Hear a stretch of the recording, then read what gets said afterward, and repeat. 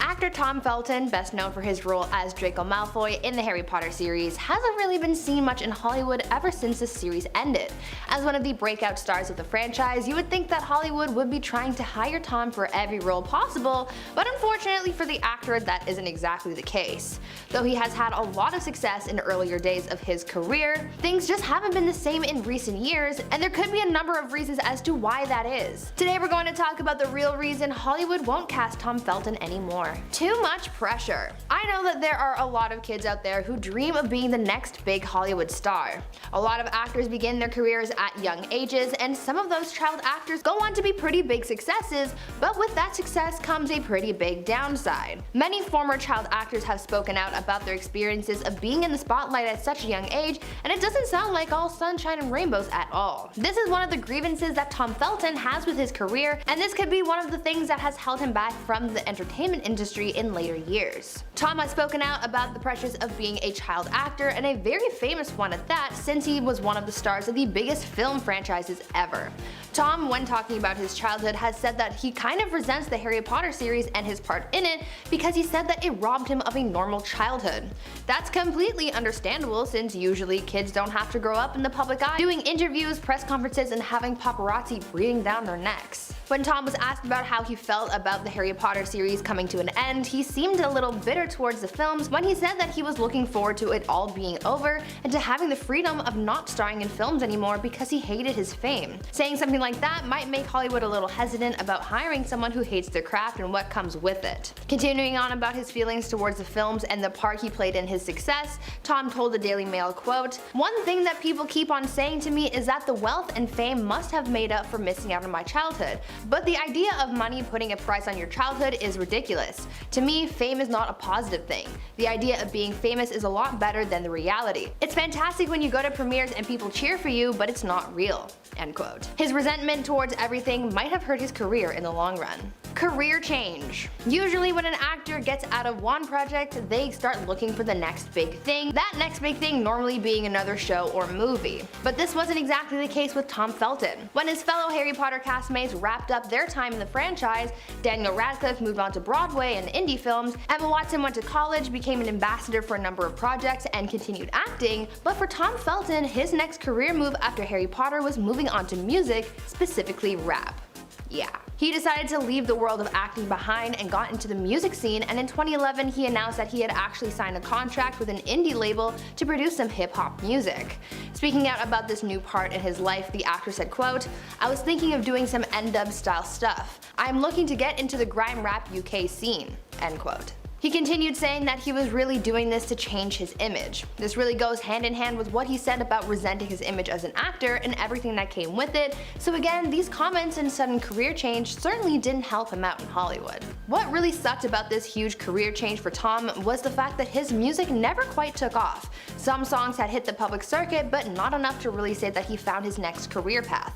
It hurt his career taking this leap of faith and not having it pan out in his favor. Now before we carry on talking about why Hollywood doesn't want to work with Tom Felton anymore, why not take a moment to leave a like on this video if you're enjoying it so far, and while you're at it, consider subscribing to the channel to see more videos like this one. Typecasting. Because Tom Felton played the role of Draco Malfoy so well, it ended up being more of a hindrance to his career rather than an asset. Draco was pretty much an antagonist character in the Harry Potter series, and because Tom was so good at portraying a character who was mean and cold, this made Hollywood executives want to cast him in more roles similar to Draco's character. Though this could be good in some way, it also puts an actor in a box because no matter what other roles he's cast in, he's still seen as the villain. Tom Felton has spoken out on a number of occasions, saying that his natural personality is nothing like that of Draco Malfoy, so he really wanted to distance himself from playing a villain role. But again, when typecasting comes into play, it's hard to get out of that box that Hollywood has put you in. Even the first role that Tom booked right after Harry Potter ended was an antagonist character, so this really just showed the actor that he was certainly stuck within his craft. Even Harry Potter himself, Daniel Radcliffe, had a hard time booking roles after the series ended because everyone still saw him as the boy wizard, but he worked really hard to break that image and still continues to do so. Maybe if Tom Felton had done what Daniel did, then he would be more successful in Hollywood these days. Adjustment. Another reason that Hollywood might be overlooking Tom Felton for new roles could be because of the adjustment period that Tom took after wrapping on Harry Potter. Tom has opened up in the past about how it took him some time to get used to the idea of auditioning for roles again and not having them handed to him, as the next installment of Harry Potter would start up pretty much right after the last one ended. He had been doing that same routine since starting his work on the films at the age of 12, and so this was a big change for him to have to seek out new work. During an interview with the Daily Mail in 2011, Tom opened up about how he had to adjust the auditioning process again, saying that things were much harder for him coming back to it after so many years. He told the publication, quote, "I'm much more nervous in auditions now than when I was 11. You take a lot of hits before you get something good. The first few were heartbreaking," end quote. The actor even went on to say that auditioning became so hard for him that he considered walking away from the business altogether. As you can imagine, auditioning is a huge part of being an actor, and so nailing an audition is really what makes or breaks one's career. Since Tom had such a hard time getting back into it, Hollywood might have seen this as a huge weakness and might not have wanted to take a chance on the actor because of it. Box office bombs. We all know by now that money is really what matters to people in the film industry. I mean, yeah, there are those few in the industry who do it all for the love of the craft, but for the most part, people are just out here trying to make the big bucks. Film executives want to hire the best people for their projects to make sure that their projects go well and are successful enough to make them lots of dough, so when things go left and films bomb at the box office, it ends up hurting a lot of people. Not only will the studio have lost a lot of money, but the actors would also be blamed for the movie not doing well because of their performance. This can cause actors to lose a lot of credibility in the industry because people rarely want to take a chance on people who might not make the contribution that they're looking for in regards to their film. This could be why Tom Felton hasn't really been hired much in Hollywood these days, because some of the films that Tom booked following the end of Harry Potter didn't really do too well. To some, Tom isn't considered a bankable actor in Hollywood because his recent films haven't brought in much money for the studio, and that's never a good thing. Being associated with so many box office bombs doesn't make a casting agent's job very easy, because they can only do so much to get their client's foot in the door and in front of the director. This is why a lot of actors turn to indie films when coming out of big franchises. Actors like Daniel Radcliffe and Taylor Lautner have gone into the indie circuit after leaving their respective hit films because it's a good way to get into the industry without being pressured to make a lot of money. It's almost like building yourself and your career back from the ground up. So maybe Tom should look into this before really throwing in the towel with Hollywood. He's still a notable name, he's just gotta grind it out to get back on top and back in Hollywood's good books. Maybe we'll see this in the new year. Today we'll be talking about why we don't really see Megan Fox involved in big Hollywood productions anymore. But first, to show some love to the channel, make sure you tap that like button. I know it's annoying to hear every time, but we really appreciate it, and it helps more people find out about the channel, so that's always nice. Now with that out of the way, let's just dive right into today's video. Megan Fox made her acting debut in the family film called Holiday in the Sun that was released in 2001. This came after numerous supporting roles in both film and television, as well as a starring role in ABC's Hope and Faith. Although without a shadow of a doubt her breakout role as an actor was when she played Michaela Baines in the blockbuster action film called Transformers. She would then reprise her role in the sequel called Transformers Revenge of the Fallen, but incidents with director Michael Bay are what many attribute to her decline in Hollywood. Fox had signed up to reprise her role for a third movie with the Transformers franchise and even had gone to rehearsals. However, she also did an interview where she compared Michael Bay to Hitler, and he apparently was willing to forgive her, but producer Steven Spielberg wasn't so pleased. You see, after Spielberg directed the movie Schindler's List, he founded the survivors of the Shoah Visual History Foundation to combat bigotry and keep alive the story of Holocaust survivors. So it's not surprising that when Fox made this comparison, he didn't take it lightly. During an interview with GQ magazine, Michael Bay responded to a question about the termination of Megan Fox from his film. He said, and I quote, "She was in a different world. On her BlackBerry, you gotta stay focused. And you know, the Hitler thing." Steven Spielberg said, "Fire her right now." Now apparently Spielberg has denied this version of the events, and Megan's representation told People magazine, "Megan Fox will not be starring in Transformers 3. It was her decision not to return. She wishes the franchise the best." Now no matter who you want to believe though, this left the screenwriters for the film scrambling to rewrite the script given that a replacement for Fox was now required. Despite claiming to just not want to be involved with the film, Hollywood deemed Megan Fox to be too difficult to work with. Screenwriter Aaron Kruger, who was on the team for Transformers Dark of the Moon, told GQ in 2011 more issues that they had with Megan adding to this point. In that article, he's quoted as saying, She was there for rehearsals, but she seemed like an actress who didn't want to be a part of it. She was saying she wanted to, but she wasn't acting like it. Following her comments regarding Michael Bay, 3 crew members who had also worked on the Transformers franchise released a scathing statement just trashing Megan Fox. I mean, it's far too long to read out the entire thing, but I'll give you some of the highlights. In one section they say, Michael found this shy, inexperienced girl, plucked her out of total obscurity, thus giving her the biggest shot of any young actress's life. He told everyone around to just trust him on his choice. He granted her the starring role in Transformers, a franchise that forever changed her life. She became one of the most googled and ogled women on earth. She was famous.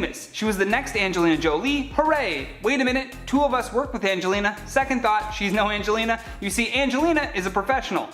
The shade. Then in another section, these crew members start to talk about Megan's lack of interest while being on set. And who is the real Megan Fox? She is very different than the Academy nominee and winning actors we've all worked around. She's as about ungracious a person as you can ever fathom. She shows little interest in the crew members around her. We work to make her look good in every way, but she's absolutely never appreciative of anyone's hard work. Never a thank you. All the crew members have stopped saying hi to Miss Princess because she never says hello back. It gets tiring. Many think she just really hates the process of being an actress. And as a follow-up to her unceremonious departure from Transformers, Megan starred in a box office flop called Jennifer's Body. Then DC, wanting to hop on the train like Marvel with their Iron Man 1 film and Iron Man 2 film, they started using lower tier titles and released a Jonah Hex film in 2010. Millions of potential filmgoers asked the very good question of, what the hell is a Jonah Hex? Well, he's a grizzled 19th century bounty hunter with a burned face, played by Josh Brolin, while Fox played the love interest, an Old West prostitute named Lila Black. Jonah Hex proved to also be a huge box office flop, earning a 12% on Rotten Tomatoes and just $10 million at the American box office. Even Megan Fox herself realized how bad that movie was. While at WonderCon in 2016, she was answering questions about which movie she would let her kids see, and here's what Megan had to say. Something like Jennifer's Body, I'm not going to let them see for a long time. Something like Jonah Hex, I'm not going to let them see ever. No one should ever see that movie. Came from herself. Now, a lot of my thoughts about why Megan wasn't being cast had a lot to do with the projects on her resume more than who she is as a person. The reality is that most actors are difficult to work with, but if they are a big star, then the whole film crew just kind of bites their tongues throughout the filming. However, Megan has noticeably made a move to other mediums. She's doing more comedy with her temporary time on the sitcom New Girl, and she was just in Machine Gun Kelly's music video. But leave us a comment down below with your thoughts on what would be a better genre for Megan Fox other than action films, because I think those days are gone now. If Steven Spielberg hates you, action films are out the window. Taylor Lautner used to be a very prominent actor in Hollywood. Going from child star in Shark Boy and Lava Girl to the heartthrob in the Twilight Saga, Taylor had a good thing going for him, but since then he's slipped through the cracks and we don't really see him in very many productions anymore. Why is that? Well, dear viewer, I'll tell you. Compared to his former castmates like Kristen Stewart and Robert Pattinson, Taylor wasn't able to hold on to the success that he got from being in the Twilight movies. In fact, it was right after the series ended that Taylor's career started to fumble. Like any other actor would, he started looking for work and he was cast in a few movies. His first film after Twilight was Abduction, and unfortunately it bombed at the box office. Following that failure, he was booked in another role a few years later in the film Tracers, and that didn't do very well either. At this point, Hollywood was starting to notice this new pattern of movie failures, and it was at this point that Taylor's career started to suffer. Before I continue on with the video, I just want to ask you guys to consider leaving a like on this video if you're enjoying it so far. Thank you for your support and for helping our channel grow, we really appreciate it. The films Taylor starred in following his time in the Twilight Saga were both action films, and since they both ended up tanking and getting poor views, people started thinking that maybe Taylor just wasn't cut out for these kinds of movies. I mean, when you think about it, he became a big name actor through Twilight, and his character was essentially there for the sex appeal. He was good at looking good and being dramatic. After all, it was a teen drama film. So coming out of that and seeing him fail at being an action star, people just assumed that since Taylor was Jacob Black for so long, that he was lost in Twilight's shadow. Even though Taylor branched out from action and tried comedy, his 2016 film The Ridiculous Six failed as well, and is also one of the few films to have a 0% rating on Rotten Tomatoes. So now at this point he's failing as an actor. He's not getting booked for any new roles because of the fact that productions that he's been in have failed, and people are thinking that Taylor just can't hold his own. Taylor has said that after Twilight was over, he wanted to branch out and try different styles and genres, since he'd really only been in one or two things throughout his career before then. He didn't want to become a stale actor, but unfortunately that's what he was becoming. On top of that, no one wanted to hire him because of his asking salary. Though he still saw himself as a big name actor, other executives did not, so his asking salary of $10 million per production seemed a little too steep a price point for taking a risk on Taylor. All of this was just hurting Taylor's career even more. You see, so many people are saying that Taylor needs to grow as an actor, and to do that he needs to be in a bunch more productions so that he can evolve his acting style and be able to adapt better to life outside of Twilight. He was in that franchise for so long that he's almost forgotten what else is possible for him. But on the other side of things, he isn't being given the chance to evolve and grow as an actor because Hollywood just won't give him a chance. They've seen his movies fail and they don't want to risk it again. Kristen and Robert were able to make it and grow out of Twilight and become bigger actors, so why can't Taylor? And how can you grow like his former co-stars? The answer is indie films. After Twilight ended, both Kristen and Robert dabbled in the indie film scene, and since these are out of Hollywood's reach for the most part, anything goes. These films have smaller budgets and don't have major corporations breathing down their necks, so really anything is possible on the indie scene, and things are more creatively liberating. But how does this help actors? Well, it gives them the perfect opportunities to grow. Like I mentioned, Robert and Kristen were able to shed their Twilight skins, if you will, and were able to outgrow that franchise because they took some time to act in indie films and grow as actors. Though they're still questioned about Twilight and compared to their roles from those days, they're also still cast in a lot of big Hollywood films because Hollywood knows that they're more versatile. I mean, Robert has gone from Twinkly Vampire to Batman, so success is possible. If Taylor wants to do what he said and grow as an actor, indie films are the perfect place to start. There are an array of different roles to film and so many genres to try out, and since they're independent films, there's more creative freedom and place to grow than within a big budget corporate Hollywood film. If he takes some time to grow in the indie scene, he might be Hollywood ready in a couple years, and he could very well make a comeback, even to the degree of Kristen and Robert. Right now though, it doesn't seem like he's all that interested in making his return. He's reportedly working on his relationships, his family, and himself, but maybe if he feels like he's ready to try again, we could see a second coming of Lautner. Now I want to throw it over to you guys and get your opinions in the comments. I know we haven't seen very much coming from Taylor in recent years. He's been in a few episodes of Scream Queens, but other than that, we haven't really seen much else from him.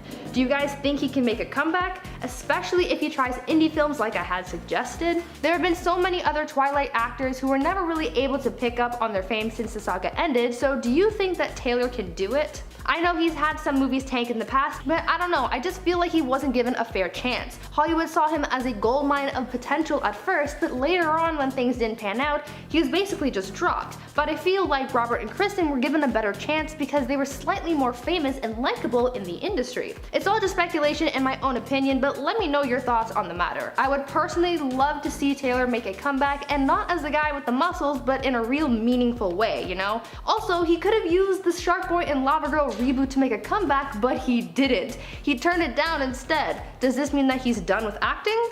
I don't know. I think I'm just mad because he would have made that movie great, especially if he rebooted the Dream song. Katherine Heigl was one of the biggest actors in Hollywood for a few years back in the early 2000s. But after she gained a terrible reputation and got into a massive scandal, she was essentially blacklisted. Lucky for her, she seems to be slowly making a comeback.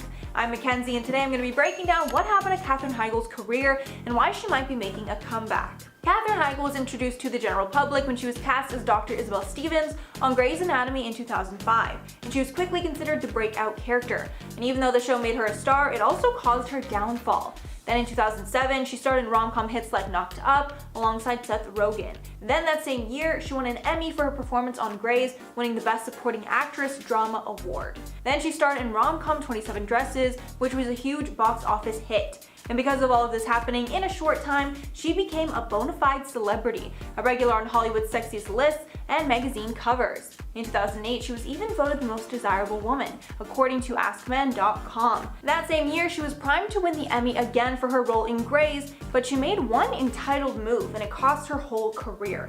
Right before the Emmys, she pulled herself out of contention for the award, with her reason being that she didn't think her role in season 4 was, quote, given the material to warrant a win.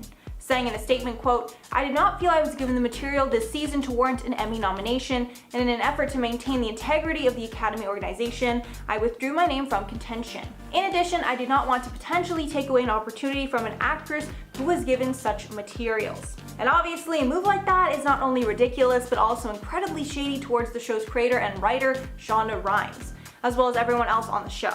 And Rhimes actually had a reason for not giving Heigl as much material. Apparently Heigl told her that she wanted a lighter work schedule, and the show acted accordingly. But after that, even though plenty of people absolutely hated Heigl, she still managed to book some more roles. She starred in The Ugly Truth, Killers with Ashton Kutcher, and Life as We Know It, all which had pretty good success and she was paid very well for. But the situation for Heigl went from bad to worse on March 11, 2010, when she reportedly did not show up for work on Grey's Anatomy, and Rhimes reached an agreement to immediately release Heigl from her contract. And although the show played it off as cool in the beginning, Rhimes later told Oprah Winfrey that Heigl's Emmy statement stung, saying, quote, "On some level it stung, on some level I was not surprised."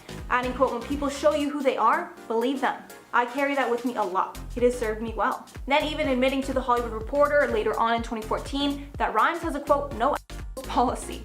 Adding, quote, "There are no Heigls on set and I don't put up with bullshit or nasty people," hinting at their feud. To make things worse, around the same time, Heigl received a Golden Raspberry Award nomination for Worst Actress. Yikes. Then 2 years later, when Heigl's career was looking really rough, she actually went back to the show and begged to get back on set and finish out Izzy's storyline, even saying that she missed the show and the work environment in general. But of course, they did not take her back after she embarrassed them like that. This is when the bad really started, and in the 2010s, whatever role she had was generally a flop. Heigl finally apologized for her Grey's snub in a 2016 interview with Howard Stern, admitting that she was embarrassed and actually approached Rhimes after it all went down to apologize, saying in the interview, quote, "I went in because I was really embarrassed, so I went to Shonda and said, 'I'm so sorry, that wasn't cool, I shouldn't have said that.